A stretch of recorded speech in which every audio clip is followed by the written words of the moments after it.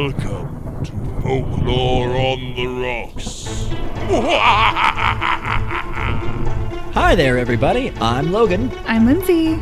And welcome to Folklore on the Rocks. Yay! And oh boy, we are so excited to be back. Yay. I know we've missed a little bit of time. We've both been very busy.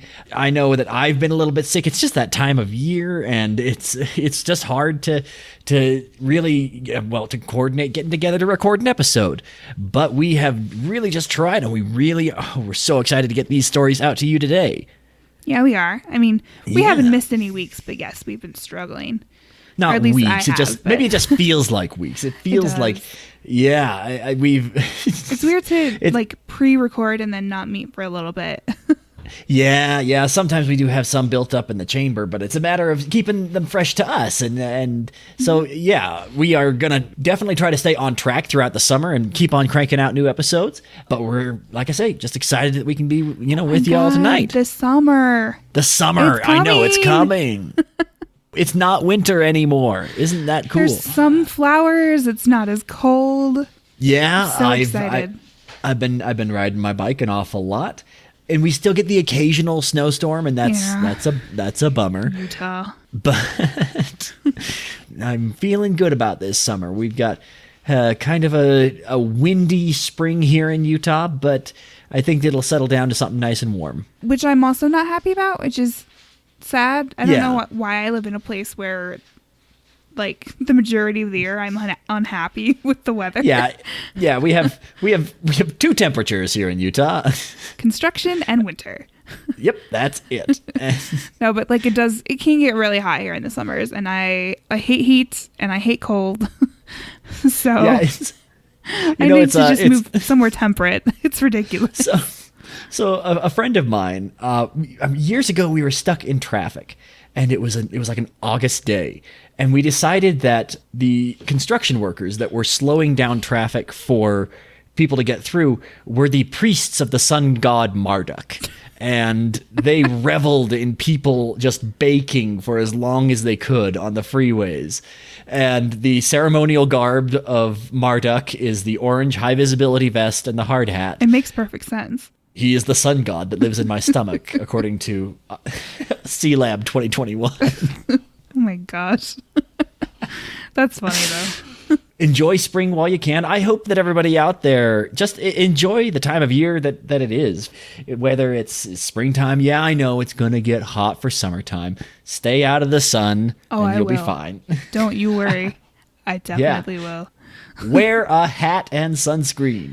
But now we can start talking about my absolute favorite weather, which is dark and stormy.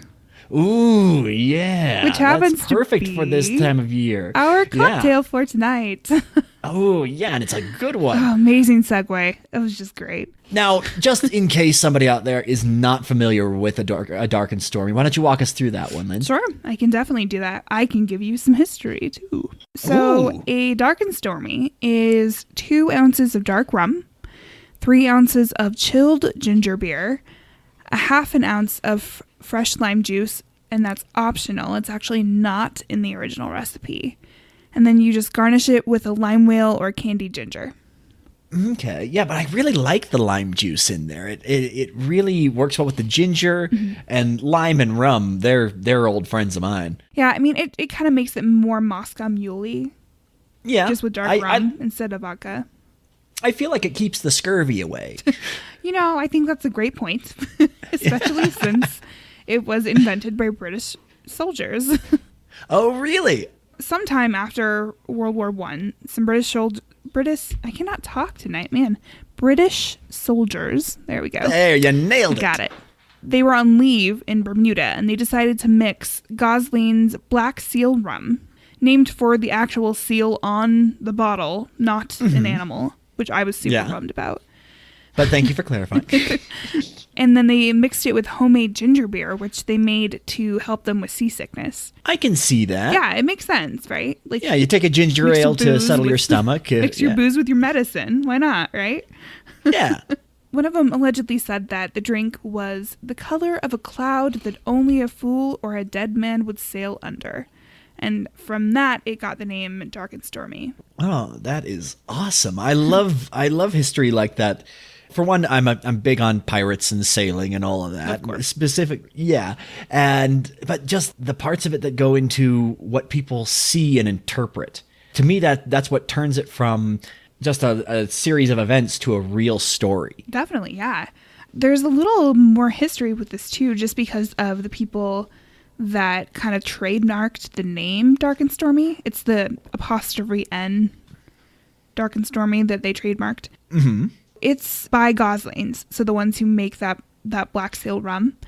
It's technically illegal if you put lime juice in or use any other rum than Gosling's Black Seal to make this cocktail. Like, they own a whole bunch of trademarks, and they're extremely litigious against people trying to rip off the name and the recipe. Yeah. Okay. Which, I mean, like, whatever. It's their brand, and they want to protect it, but they're, like, hardcore into that. So it's technically illegal. Like, no one's going to come arrest you. You just make it at home with a different kind of rum and lime juice. But if you did that in, like, a bar or whatever, and you try to pass it off as the Dark and Stormy, but you don't use their recipe and their rum, you might encounter some problems. So I'm gonna invent one called the Darker and Stormier. I think you'd probably be okay with that, maybe. Yeah. But it might actually also be called Safe Harbor on some menus to avoid legal That's problems. Boring. I know. It's so much less exciting than Dark and Stormy. Yeah. But yeah, so that's our drink for the evening. And it is delicious. Go make one right now. It's yummy. I mean, the best part about this is that it's really, really simple to make. 3 ingredients. Yeah. You can almost Maybe make it by even 2. accident. Right? Exactly.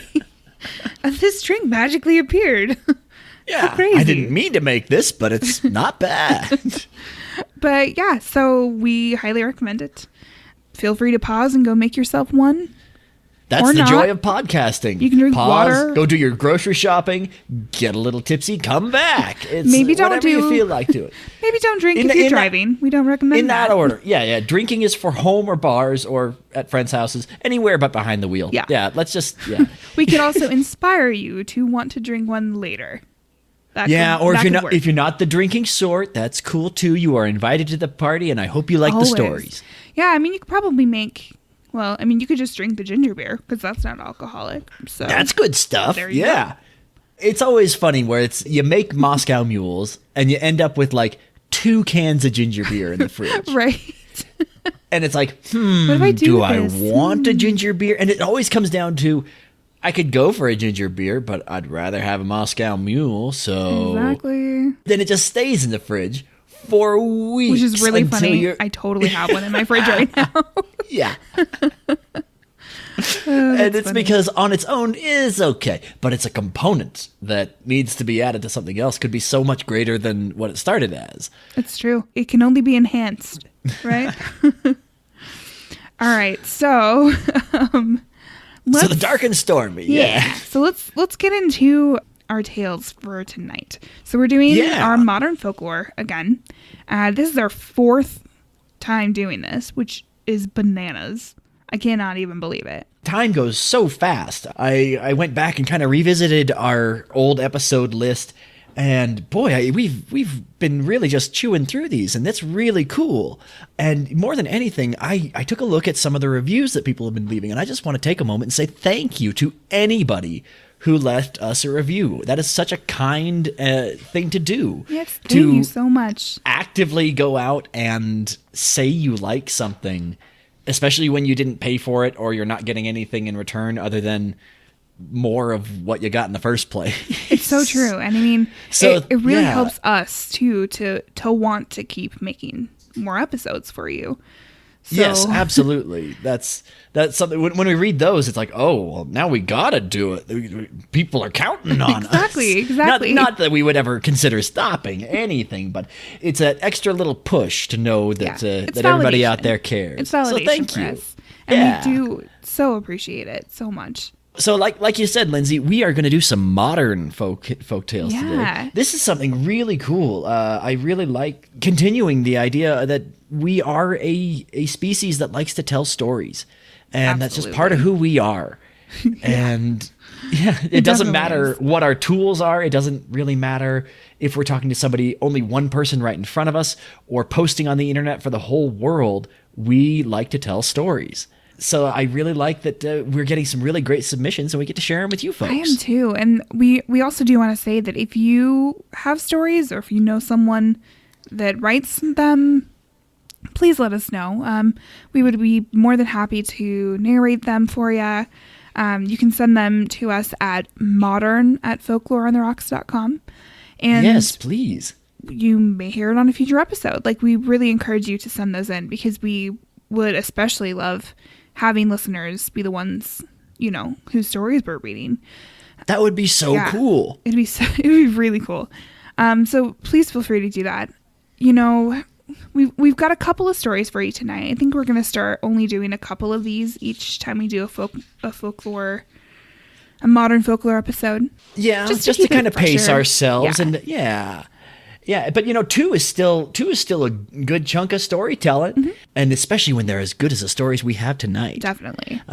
These are really fun stories. So, what do you say we quit wasting time and let's jump on in? Sounds good to me. All right, what's our first story? Our first story is called "My Daughter is Afraid of the Dark. Now I Am Too," and it's by Andrew Close. His Reddit handle is u/symphonysketch, and his Twitch handle is eagleeyes20_20. And Logan is going to narrate this for us now. Sounds good. Let's take a listen. Help. I'm a single father of one, a 5-year-old little girl, and my daughter has reached the age where she's terrified of the dark. From what I've read, every child goes through it. I know I definitely did, but it's much worse for my daughter. She gets really scared, and in her half-awake state, she gets up and starts looking for her mother in a really panicked manner. Her mother died in a horrible car accident. A drunk driver was racing down our street in a truck and plowed right through her car as she was pulling out of the driveway. This happened a year and 3 days ago, and it was 3 days ago, on the anniversary, that everything got worse. As I said, my daughter gets up and goes through the house, panicked, but it doesn't always wake me up. So I installed cameras over the house that send an alert to my phone if they detect movement. I've gotten used to waking up after having gotten an alert and looking in on one of the cameras to see something like her trying to open the back door or climbing on a chair. When it happens, I simply get up, give her a big hug like her mom always did, and I let her sleep with me. It's nothing too hard to handle. It's gone on for what feels like forever, and it's basically become a part of my sleep schedule. Now that you have the context, here's what happened that is freaking me out. 3 days ago, the anniversary of my wife's death. I woke up after my phone had started buzzing at a decent pace. It was the cameras. The alerts all happened very fast, and the cameras that were triggered led straight to my daughter's room. I figured she was just having another episode, and that I had just taken longer to wake up, but there's no way that was the case. There were only alerts leading to my daughter's room, and there were none that would suggest that she got up and left her room. The camera in her room hadn't even been triggered. It was at the moment I realized this that the camera in her room triggered, and I heard my daughter scream in fear. I tried to look at the camera as I quickly got out of bed, but it wasn't working. I ran down the hallway and went through her already open door, ready to attack whoever it was in her room. There was no one. Just my daughter. She was laying in her bed, covers pulled up all the way to her head. I tried to talk her into pulling them down, but she refused, so I eventually stopped asking. I sat down on her bed and asked her what scared her. She didn't respond. I asked her again. She simply said, "There's a monster in my closet." Of course, I didn't believe her, but wanting to calm her down, I agreed to inspect the closet. I had completely forgotten about the alerts. I guess in the moment I just played it off as malfunctioning equipment and bad timing. I had just started to calm myself down as I approached the closet, but that quickly changed when I heard something in the closet moving.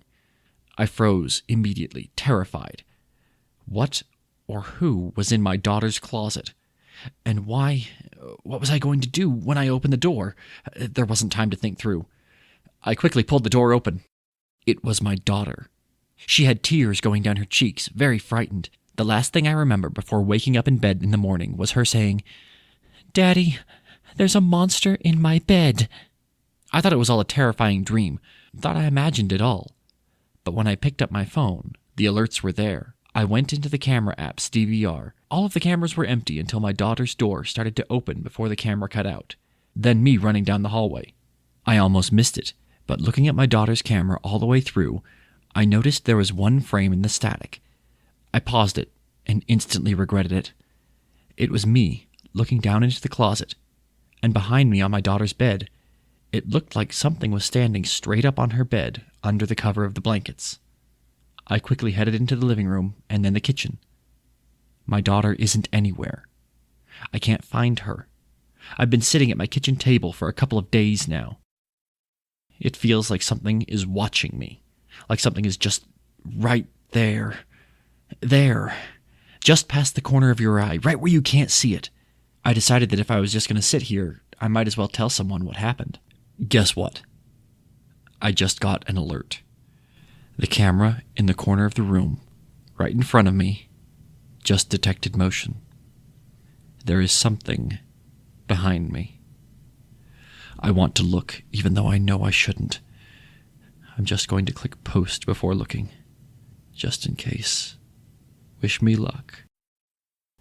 Oh boy, that was intense. I really loved that one. That honestly, I was genuinely scared. Oh yeah, there are so many aspects of this that hit really close to my own kind of lifestyle and story. I've the million motion sensor cameras in your house.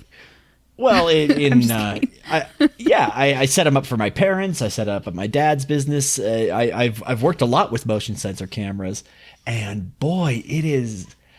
Sometimes you see a shadow move in them, or something sets off the motion sensor, and you look at the recording, and there's nothing there. Mm-hmm. It's scary. Or feels like a Black Mirror episode. Yeah, but even scarier is when you do see something. Is when you. Yeah. I mean, usually it's something. Sadly, it's usually people stealing packages or something like that. Yes, assholes. Yeah, and if you do that, you're going to the same circle of hell as bike thieves. Yes, exactly. But that's such a cool part of modern life that can now be, and to see that worked into a story is really, really cool. Yeah, and also super terrifying. Super terrifying. It's an entirely different perspective. I loved that it was seen through this mechanical eye kind of idea, because what that does is it makes it so, even though it's written by a character more or less in real time, just kind of catching you up on what's going on, you don't have the guarantee that they're safe and sound at the end of it. Yeah, which is great. It's like listening to a black box recording. For sure, exactly. Yeah, like a black box from a plane. I can totally see that. Yeah, it's such an interesting tie between technology and the paranormal, like you were saying. Kind of like I said, like a Black Mirror episode. It gives you that same creepy vibe of like the possibility that this could maybe happen to you, and it's scary. You know, you get all those paranormal activity movies and very similar types of things, and those are things we kind of look for when we're looking for a horror thrill, because they're not outside the realm of possibility at all. And I really like that. Just just to go back to the cameras for just a moment, they are an element of control. To attempt to have constant surveillance on your property, to make sure that, and they represent, I mean, like walls, like any other security measure, they are people trying to control their environment. And the more people try to do that, often they discover the environment is a very wild and unknowable thing. That is very true. Especially when there are monsters. Yeah. And I mean, let's talk about that monster for a second. Yeah. So if we were to do a creature, feature on it, what do you think that monster is? The things that kept going through my mind were like, I mean, obviously a ghost is up there. Changeling is a big one that it could possibly be. That's kind of what I feel. Some sort of shapeshifter. A doppelganger or something like that. It could be the mother. A ghost, like a shade of the mother or something like that. Because it's the anniversary of her death, right? So it would make sense that she keeps coming back to the home, and that's why this daughter's having all of these nightmares and stuff. Or these may possibly even encounters. But then she's stronger on the anniversary of her death. That's a very common thing with paranormal. There's times that a spirit is stronger, or the connection to a spirit world is stronger. Like Halloween or anniversaries or that type of thing. So it makes a lot of sense that it might be that, but a changeling. Oh, that's a cool thought. I hadn't considered that. I looked at the death of the mother as like a trigger? an element that, like it leaves a vacuum, and that's what draws whatever this creature in. So maybe like the protection of her leaves or something. Yeah, it is a house that has known loss, right. And the people they're longing for something that they can't have. And that longing maybe calls or something. Yeah, I feel like that kind of pulls sometimes. It's an interesting thing when emotions affect larger things, and usually it's coincidence, but we don't really know how much our own observation, our own emotions, and the energy we put out, how much it can really change things. The fact that this is even occurring and like how long it's been happening to this poor little girl, this poor 5-year-old little tiny girl. Like the trauma even from that. Kids have nightmares all the time, but to continuously be having like night terrors over and over and over again is traumatizing for the kid and exhausting for the parents and traumatizing for them too. You never want to see your kid in pain. And then to just have it climax like this, where he goes missing, right? Like, yeah, that blackout moment that isn't the end of the story. Right, exactly. That is something that we haven't seen a whole lot of. Usually that's, lights go out, end of story.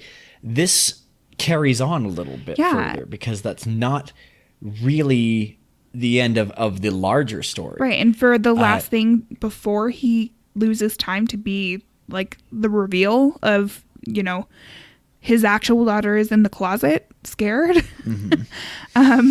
There's a monster in my bed.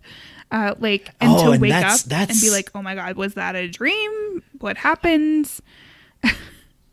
It's crazy to even think about. Yeah. And the classic idea of the monster in the closet, right? That's it's an interesting something, play on that.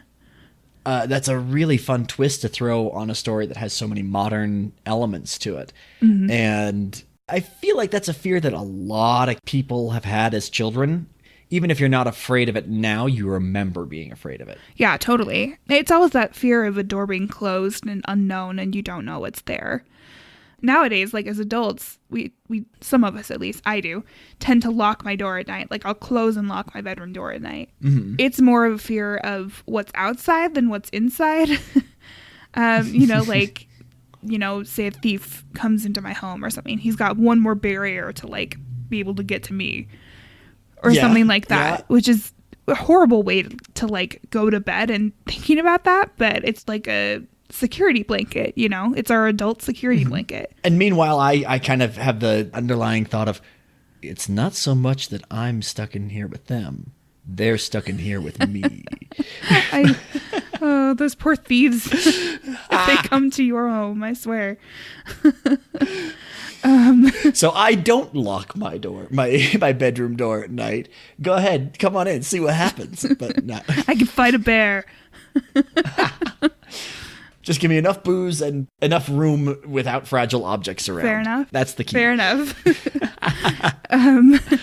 But I did think it was interesting, the aspect of when he wakes up in the morning and figures out that, like, okay, this is a thing that did happen and his daughter's missing. He kind of goes into this, like, numb state of fear, and he just sits there for a couple of days. Yeah, sits there. Which is and so illogical for a father. But it makes some sense if you're so terrified that you just can't move. Like, you'd have to be really, really scared to override your whole missing child thing. And the idea that the father then goes and writes it all out as if it's really, I mean, to me, it sounded like a Reddit post. Yeah. Just, granted it was, but also yes. Yeah, it was. But Reddit is such an interesting thing because subreddits get divided by category, but it's several different communities. And often the idea of sitting down and writing something out and reaching out to people saying, I don't know how to do this. I don't know what's wrong. I'm terrified and lost. Help me. Yeah. It gives it that extra believability factor with as a I guess that's no-sleep, where I'm going. for sure. Yeah, it feels real. It feels. I mean, I've read Reddit posts. There's one that stands out in my mind of somebody who opened a safe that they shouldn't have. Ooh. No, if I remember correctly, sorry. They removed something from a safe that shouldn't have been opened, and they closed it. They had to find a way to get back into this safe, and they put out a thing saying, hey, who can help me? Who knows about safes? I'm on a limited timetable, and there are serious consequences. How do I do this? And that is something that... So like accidental thievery or like a haunted accidental object? thievery. If I remember correctly, and I don't want to call out what the story was because it was kind of very specific, and this person was in real trouble. I think they saw something they weren't supposed to see. Oh, yeah. That makes a lot of sense. For sure. Yeah, and... Oh, that story really stands That's out because scary. it was totally real. Now, at the same time, there was a lot of people, in the thread guessing this is fake. This seems not real. But I don't know. It's close Even if it enough to reality. is an excuse, it's a really cool excuse. Yeah. Very creative thinking. That's kind of what this story feels like. I can imagine be the comments almost down real, the yeah. line. Yeah, this dude's totally lying. He's just a troll. Except if I were reading it, I'd be like, then why didn't he continue commenting? Why is there not another post? Yeah. You just imagine this Reddit user is no longer there anymore, like never posts again. Now, do you think after whatever happened to the father, do you think this creature would move on to another family to prey upon? Do you think they... I think they would have to. What- It would make sense that it's some part of like a physiological need for them to do this. They probably don't just get their kicks from it. It's probably a hunger. Yeah. Boy, well done. This is a very intense story and not a long one or even a really graphic one, but still a really great one. I liked the it perfect a lot. blend of the psychological thrill, I think. Yeah. A question for you. Was it all a dream? Does he even have a daughter? Ooh, I don't know. I'm not really a big dreamer. I very seldom dream. Oh, that's so sad. I know. I like I have to think really, that really weird dreams. Like super weird. I use up all of my imagination while I'm conscious. Hey, I that's just okay, kind of too. shut down and regenerate while I sleep. It's like a Wolverine thing. Got it. Yeah. So I personally don't really consider the dream as like my first go-to option. However, I know that there are people out there that do have really intense, even lucid dreams. And I'm just reminded of the Jim Gaffigan quote of, what is dreaming? It's, oh, don't worry. My brain plays movies that I'm in. Exactly. It's true. It just makes me think like, okay, so is this a dream within a dream type of thing? He dreams this happened. What if he doesn't even have a daughter? What if this is a totally different life? And he dreams this and then he quote unquote wakes up and then dreams more of what's happening and then wakes up again having posted this. Maybe he's sleepwalking, So there's Very a lot possible. of really interesting possibilities that it could be happening. There's a lot of interesting creatures that this could possibly be. I mean, I just keep flipping back to that image of the still that he sees on his phone app of him looking into the closet and something standing up underneath the sheets behind him on the bed. Yeah, that kind of just Oh, man. standing up on the bed, something rises up. It's just so creepy. Yeah. Well, and him never even that's- having tried to get the covers off of what he thought was his daughter at the time in the bed. Him trying to have her remove them and not succeeding. And then realizing after when he sees his actual daughter crying in the closet, there was this thing I was sitting next to and talking to that's this horrible malicious monster probably, Yeah. that's scary. I pictured this kind of almost like Momo looking, almost a girl, but definitely a monster thing. Yeah. No, I definitely it takes on it's creepy. It's that changeling vibe for sure. Yeah, but it's an imperfect duplicate. Mm-hmm. It's a weird photocopy. If you don't know what changelings are, I don't know. Not everyone's like super familiar. Then why are you listening to this show? They're learning. So changelings, if I'm recalling correctly, I haven't done research on this recently at all, but they're I think Celtic or Irish folklore. But basically, the fae would come and take a child and replace it with like a facsimile of that child that wasn't responsive, that wasn't anything really, and would just kind of waste away. And the other child was then, whisked away to another realm. To the Fae realm, yeah. Used there for, I don't even know what. Oh, entertainment, I'm sure slavery, all kinds of things. I don't know, but yeah, but not good stuff. I don't know. Probably. Yeah, in reading about the Fae realm, either in D&D literature or real kind of hard go back in time folklore, it's a dangerous place. It is. To deal with these Seelie or unseelie courts, it's a very dangerous proposition. Sure. And they do not play by the same rules that we do. And we will definitely do an episode about them. Yeah, we'll do all kinds of stuff about changeling or one. about something in regards to the fairy realm at some point. Oh, it'll be good. And it may be familiar to you. It's in a lot of folk tales. It's in a ton of urban folklore or urban fantasy, I guess. It's in a lot of those books, so you may be familiar from it that way. But it's definitely an interesting world. Yeah, I think it's the latest book by Larry Correa's Monster Hunter International. The lead character goes into the Fae realm to rescue several friends. And the description of what the Fae realm really is, it is this shadow world that can be anything and everything. It changes all the time. You go insane there. A mortal creature loses its mind there because we just can't grasp the inconsistencies and the chaos that is just everyday life in that world.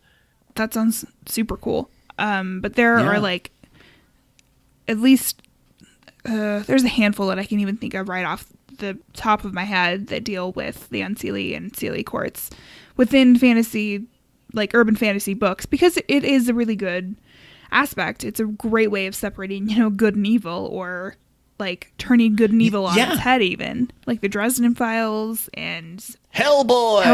Yeah. What's the other one I'm thinking of? I think it's the October Day series, which is great. But anyway, so there's a ton there, and they're all super interesting. So if you're a fan of that and you like the combination of, your urban and folk tales kind of being combined, I highly recommend checking out urban fantasy books. I'm guessing a lot of you probably have read a lot of them.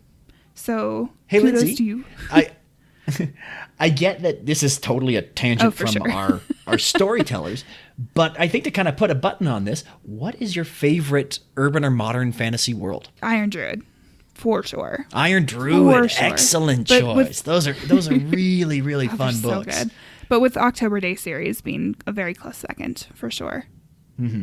For me, it's going to have to come down to, there's a lot that I like, but I think the top of the list is Shadowrun.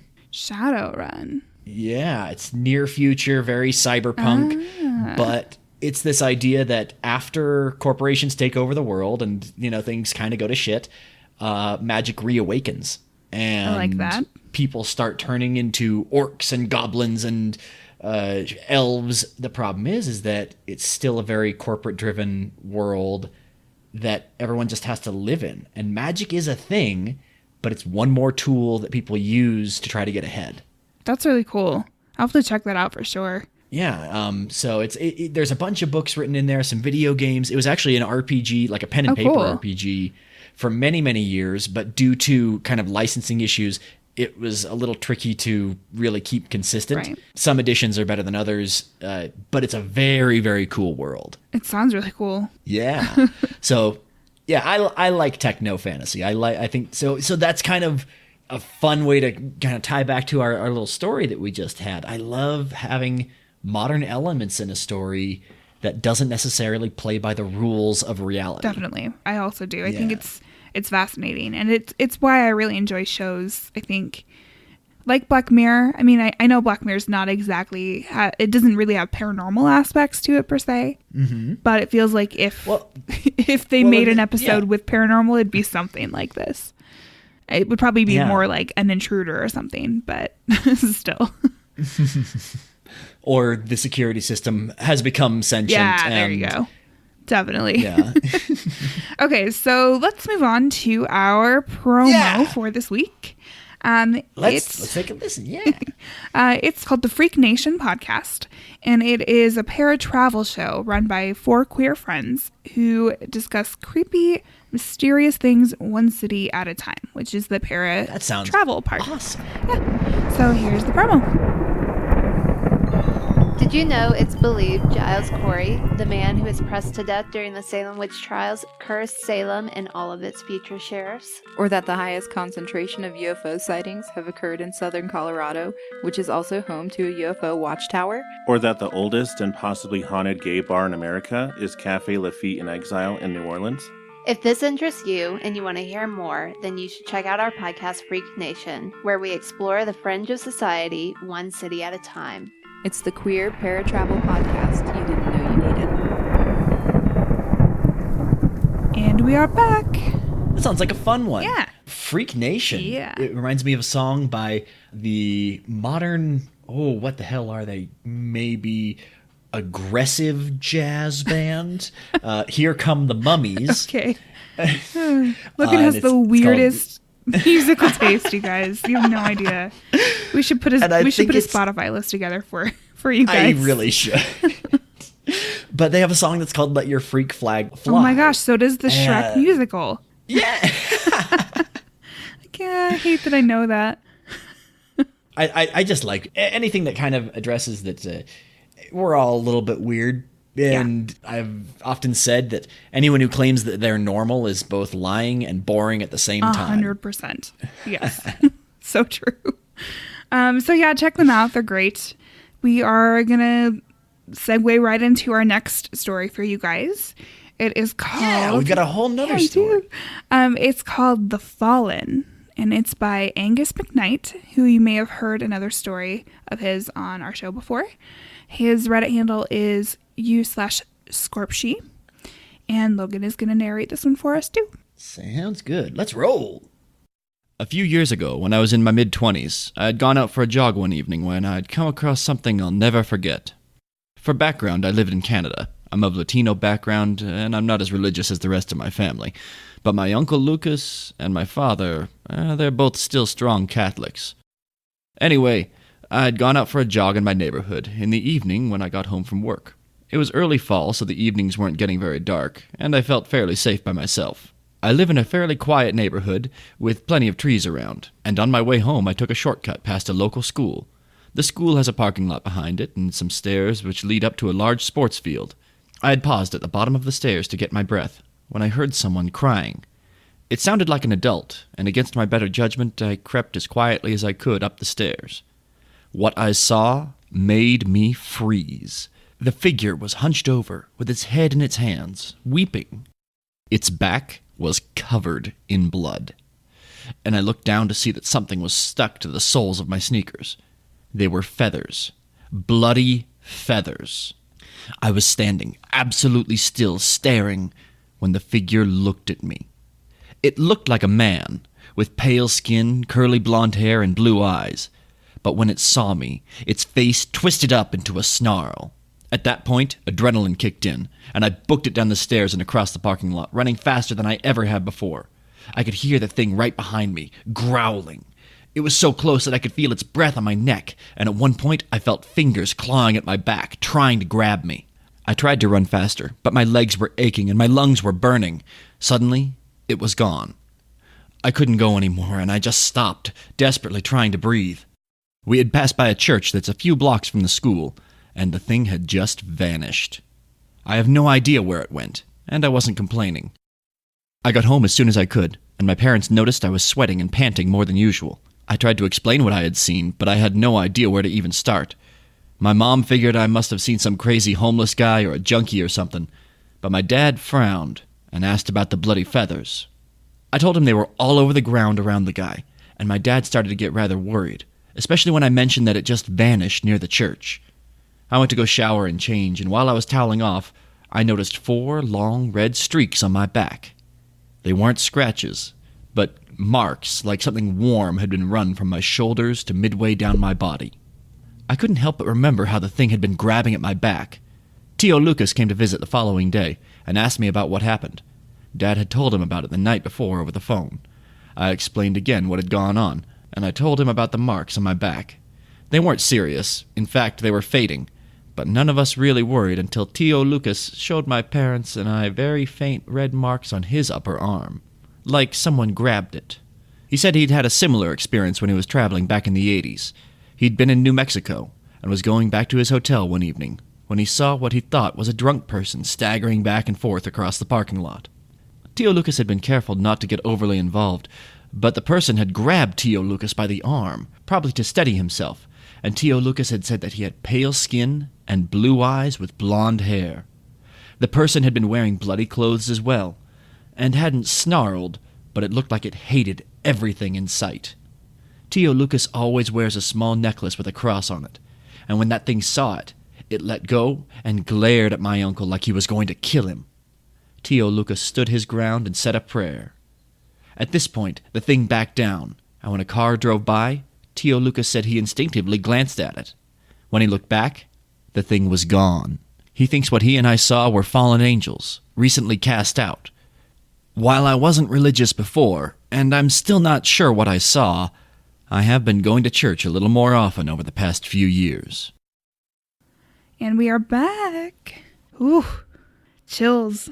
Very much so. And I like that was a little bit more subtle. It was, no one got eaten or thrown into an abyss or anything like that. It was an encounter. And it was one where the characters acted like I think real people would act. Yeah. Well, and get the hell out of there. It was so evocative just from the title. I mean, The Fallen. Like you a little bit knew what you were in for, kind of, maybe. You had an inkling, and then you slowly got into this, and just this totally normal situation, and then this image of bloody feathers. You know, it's so impactful. And then you look up and see this weeping person, and then I get this like very Weeping Angels vibe from Doctor Who. Okay. I had that image in my brain like the whole time when I was thinking, just because of that anger that's etched on the face of these stone angels, right? It kind of made me think of that with the anger that these beings had, you know. I really love the concept of a recently fallen angel. It's so cool. That is a fresh wound on a very powerful creature. We haven't really talked about angels on our show yet, because they're kind of, well, they're not lesser known. I'm sure everyone's read the statistic that about 3/4 of Americans believe in angels. And, you know, again, if you legitimately believe in something, awesome. Keep on believing, because that's how new ideas come about. That's how new stories come around. If someone doesn't believe in anything, if you just see the world exactly as it is, you don't ever seek to change it. You don't ever accept growth. So I don't really want to just put down anybody for believing anything. But the concept of literal angels has a lot tied to it. There's a lot of imagery, a lot of stories of what is an angel. What is the nature of an angel. Well, and angels are present in, they're not just present in Christianity by any long shot. They're present in multitudes of religions, in some form or another, you know. Many religions they're polytheistic, you know, they have a lot of gods instead of just one. And most of them have some form of an angel or something that fights on the side of good. A servant that's a servant to some sort of god. It could be like handmaidens. I liked that they had giant cool mech armor and big cool plasma blasters and Darksiders. There you go. They were pretty sweet in there. Yeah. Takes all kinds, right? Yeah, those were sweet angels. Definitely.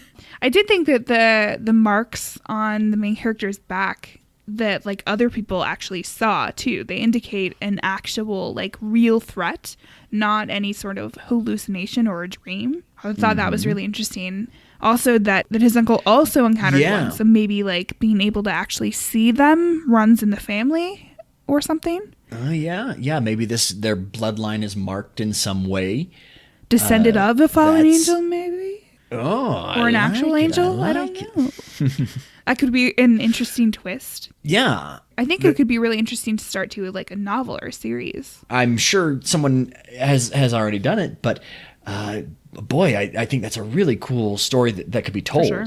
This idea of learning about the bloodline power, and I think there is quite a bit of magic to the idea of family and carrying not just stories but everything forward. That's something that is really fun to explore. Mm-hmm. Well, and even just like his family believing him, like many situations would occur that are unbelievable, and you go tell the people you're close to and they scoff or they don't believe you. And you see that in a lot of tales, and it happens probably a lot in real life too. But for someone in your family to be like, shrug it off, and then the other person be like, but no, wait, yeah, that's probably true. Let me call your uncle. He had that happen too. Yeah, he'll know what's going on. Which almost makes it that much scarier, Like, okay, it wasn't in my brain. Now I have to confront the fact that what I saw was real. Scary. Yeah. Very cool imagery in this story, for sure. I liked it, and again, I liked kind of the subtlety to it. That it's just marks, and it's these encounters, and the story that comes from the uncle.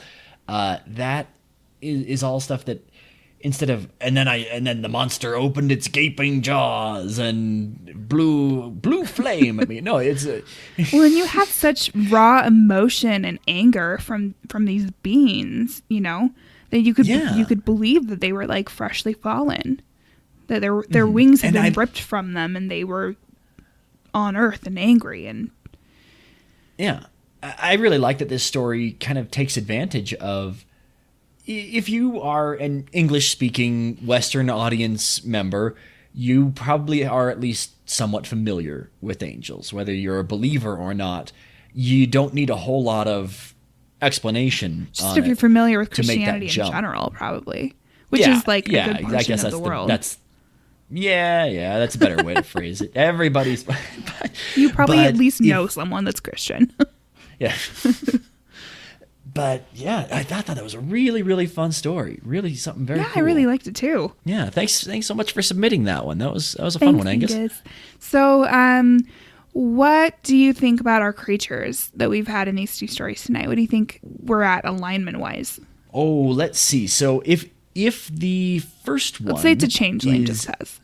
Is a changeling, definitely chaotic, for sure. Yeah. And I think chaotic evil. I really do.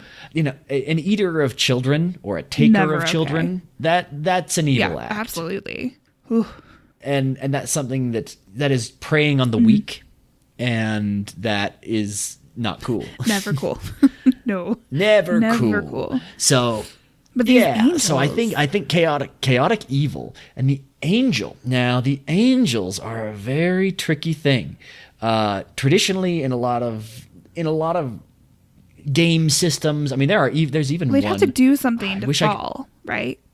Yeah, they have to do something to fall, but they have a hard part of their very being is law and lawful order. For sure. Yeah, when they are divided into the different choirs, and they have very strict, castes and jobs and duties. The idea of one deviating from that is tricky. And it goes back to, the original story of a fallen angel, Lucifer. Mm-hmm. Now, this particular one, I think it's still lawful. I would agree. I think, looking at how it colors the entire it says it has the expression of hate for everything around it on its face. To me, that is a creature that sees the world in black and white. No, lawful. I think just by its nature, it would need to be, no matter what. How it grew up. That's how it was raised in that society. But it would be maybe neutral. Maybe because clearly they were good at some point, right? And what's even good, right? That's kind of a gray area itself. I think everyone in their life, maybe not everyone, but a lot of people have lashed out when they're hurt, right. When there's trauma, when you don't know how to handle something, you get angry at your friends or those who might seek to help you.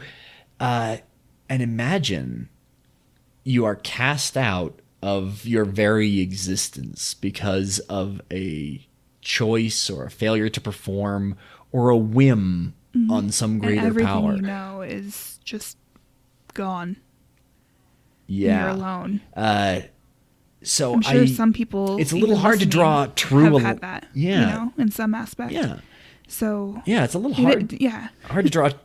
Hard to draw a true alignment. Yeah, you can't really judge someone based on how they are in a hugely emotionally impactful moment.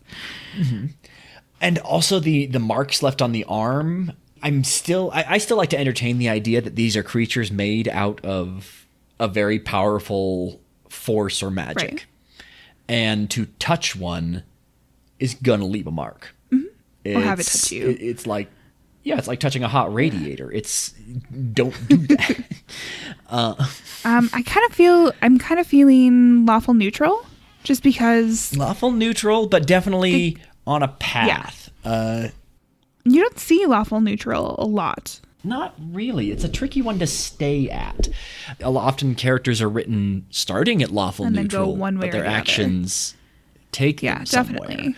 I would think they would have to be neutral in some way because they're not adhering to whatever lawful good is, really, Yeah. If they've been stripped of their wings, clearly something happened. And they would likely be on that same character path. They would be either trying to gain their way back to wherever they fell from or embracing their hatred and anger, So they'd go one way or the other, probably. I do sense that the dark side is strong in this one. It is probably. Yeah. He's pretty angry. So to focus on just hate and rage and anger and all of that is doesn't lead to good things. It doesn't lead to good actions or decisions. Never a good place to be in your mind, for sure. Yeah. But so that is all we have for you guys tonight. As always, you can find us on Instagram and Facebook at Folklore on the Rocks. You can find us on Twitter at Folklore Rocks. Oh my god. Yeah, it had a guitar solo this time. Oh dear. So we also have pictures, notes, and sources on folkloreontherocks.com, our website. We do have a Patreon, and you are more than welcome to donate. We have a couple of new patrons just recently, and we want to say thank you so much to all of our patrons for being so kind. We also have a PayPal button on our website if you would like to just donate one time. We've got free stickers for you guys if you write a review and you send in a screenshot to us. We would be so grateful if you left one. You can do that on Facebook, on Stitcher, on iTunes, wherever is easiest for you. Just send it to us. You can email that to us at either at admin@folkloreontherocks.com or I think mail. Just go with admin. Yeah, mail at folklore. It'll get to us that way. And then once we get 100 reviews, we're gonna do a bonus episode for you guys with a. We're gonna have a pizza party for ourselves and give you a listener selected creature episode, and share virtual pizza with you. Yes. So tell your friends. Word of mouth is the absolute best marketing that we could possibly get for our podcast, because there's nothing like a friend recommending a show to you. I know I've listened to many a show because someone has recommended it to me, and I trust their judgment. So please do that, and then we we just thank you for listening. Yeah, thank you so much. And I guess we'll just talk to you Tune in soon. next Sunday. All right, thanks everybody. Bye.